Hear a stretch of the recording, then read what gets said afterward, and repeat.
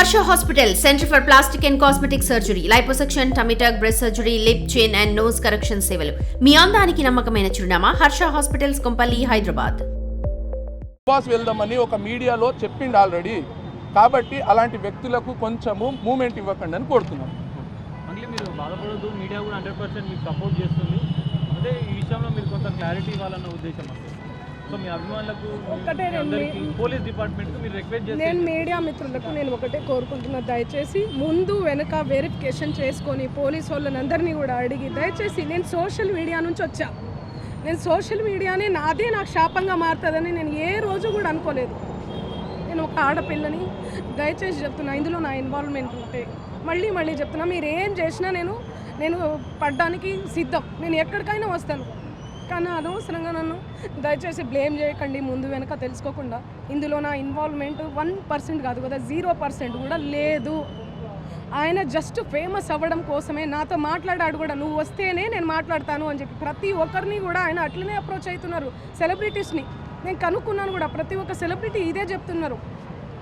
Return డబ్బులు ఇచ్చి మరీ ఇంటర్వ్యూ చేయించుకుంటాడట ఆయన, అంత పిచ్చి ఉంది ఆయనకి. ఆయన ముందు వీడియోలు వినండి. అండ్ ఈ కేసు సిఐడిలో ఆల్రెడీ నడుస్తుంది, 1 year నుంచి నడుస్తుంది. 3 years నుంచి వాళ్ళు ఈ దందా నడిపిస్తున్నారంట. వాళ్ళందరూ కూడా బాలాజీ నాయక్, మధు నాయక్, ఇంకెవరెవరో, హేమకాంత్ రెడ్డి, ఇంకోరు ఎవరెవరో ఉన్నారు. వాళ్ళంతా గొలుసు కట్టులా ఉన్నారు వాళ్ళు.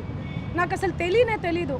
అన్యం పుణ్యం ఎరగని మమ్మల్ని, నన్ను, నా ఫ్యామిలీని దయచేసి రోడ్డుకి ఇచ్చి, మీడియా మిత్రులారా నేను మళ్ళీ చెప్తున్నా, న్యాయం ఎవరి వైపు ఉంటే వాళ్ళ వైపు ఉండండి. దయచేసి మీడియా అంటేనే నాకు చాలా గౌరవం, నిఖార్సైన మీడియా.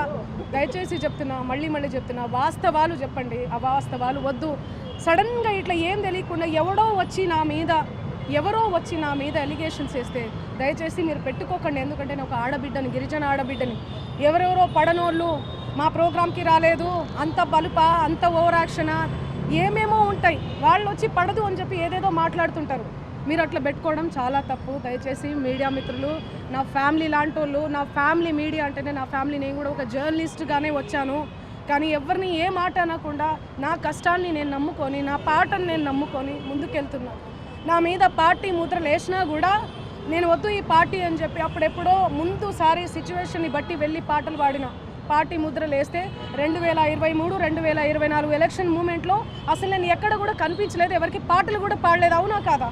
మీరు సెర్చ్ చేయండి. మళ్ళీ చెప్తున్నా, నాకు వద్దు, నా పాట ముఖ్యం. నాకు వద్దు ఈ పార్టీలు, పార్టీ జెండాలు, ఈ సుబ్బు లాంటి ఫేక్ ఎలిగేషన్స్ వద్దు నాకు ఇవన్నీ. నేను ఎందుకు ఇన్వాల్వ్ అవుతాను చెప్పండి. దయచేసి చెప్తున్నా, నాకున్న క్రెడిబిలిటీతోనే ఇంతవరకు నేను వచ్చిన, ఆ క్రెడిబిలిటీతోనే ఇక్కడ దాకా కూడా నేను వచ్చిన. For more videos like this, subscribe Big TV channel.